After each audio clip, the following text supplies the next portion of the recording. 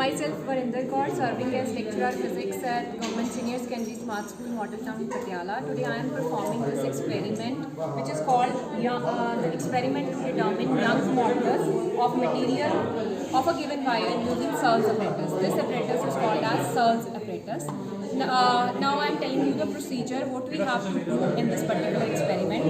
We are considering this wire as reference wire, and this wire is the material for which we want to find the Young's modulus. This material is iron.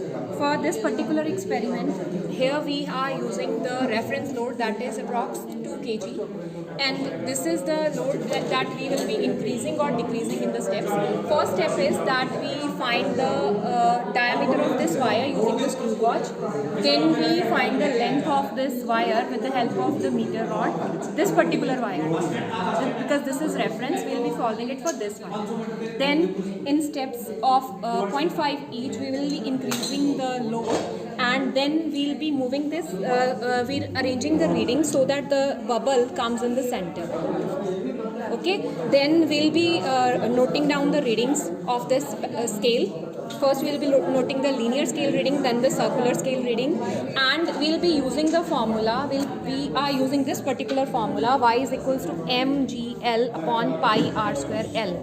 This capital M is 2 kg, G will be taking 9.8, L is the length of this wire, which was approx 220 centimeter.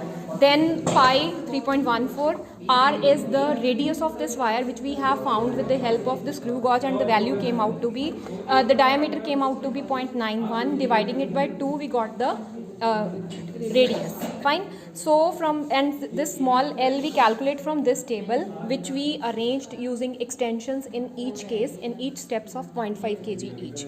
So putting all the values, we find the value of y for ours. Thank you so much.